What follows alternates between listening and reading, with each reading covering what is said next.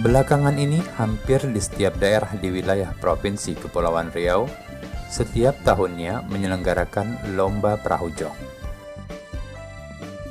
terutama pada perayaan ulang tahun kemerdekaan atau event-event kebudayaan lainnya. Dalam perlombaan, para pemain jong hanya meluncurkan jong dari tengah laut menuju pantai. Jarak yang harus ditempuh oleh setiap jong ditetapkan kurang lebih 500 meter dari pantai. Adapun jong yang paling dulu sampai di pantai dinyatakan sebagai pemenang atau juara lomba. Beberapa ketentuan-ketentuan yang biasanya diterapkan dalam perlombaan jong antara lain: 1. Jalan jong harus lurus, tidak boleh menyimpang dari jalur yang telah ditetapkan. 2. Garis batasan antara jalur atau lebar jalur jong kurang lebih 150 cm. 3. Jong yang keluar dari garis batas atau tumbang dalam perlombaan dinyatakan kalah atau gugur. 4. Jikalau terdapat jong yang rusak, tidak boleh diperbaiki selama pertandingan. 5. Jong yang menang adalah yang dapat memasuki finish atau tiba di pantai yang telah ditentukan.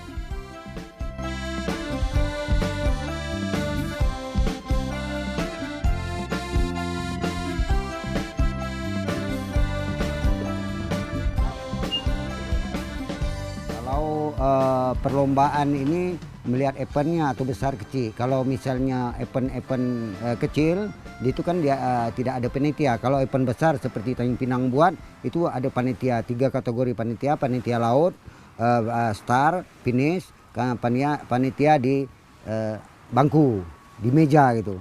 Jadi 3 kategori panitia. Itu permainan jong ini. Kemudian dalam kategori jong kecil, sedang dan besar.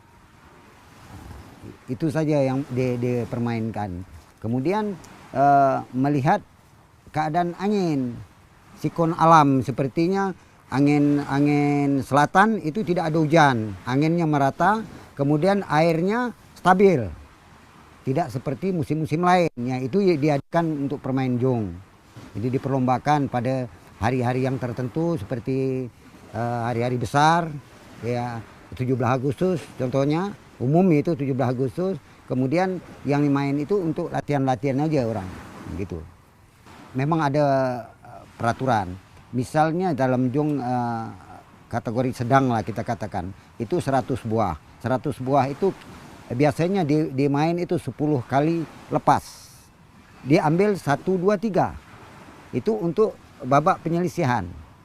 Setelah dilepas 10 tadi 5 kali buah, itu ada 15 jong. Nah, 15 jong ini dibagi 2.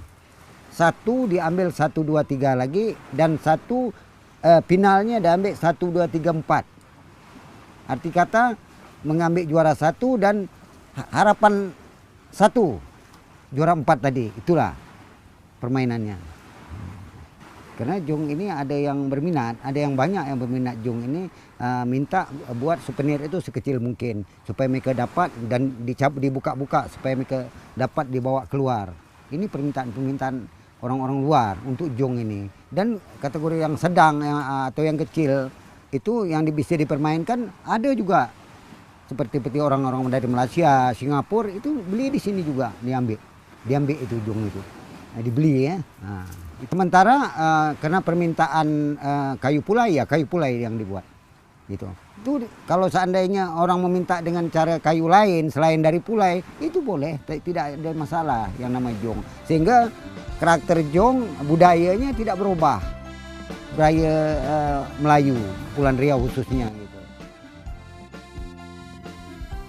Jong sebagai salah satu khasanah budaya tentunya harus dilestarikan secara turun-temurun, sehingga jong tetap lestari dan tidak punah ditelan zaman. Bukan hanya pemerintah, budayawan, tokoh masyarakat, maupun kalangan tertentu saja, tetapi pelestarian budaya dan nilai-nilai yang terkandung di dalamnya adalah tanggung jawab semua rakyat Indonesia yang beragam suku dan istiadatnya. Jong akan selalu di hati masyarakat Kepulauan Riau. Ibarat kata pepatah, tak lapuk dek hujan, tak lekang dek panas. Demikianlah Jong sebagai warisan budaya kita semua. Pertanyaan ketiga, menurutmu bagaimana cara terbaik untuk melestarikan budaya permainan tradisional perahu jong?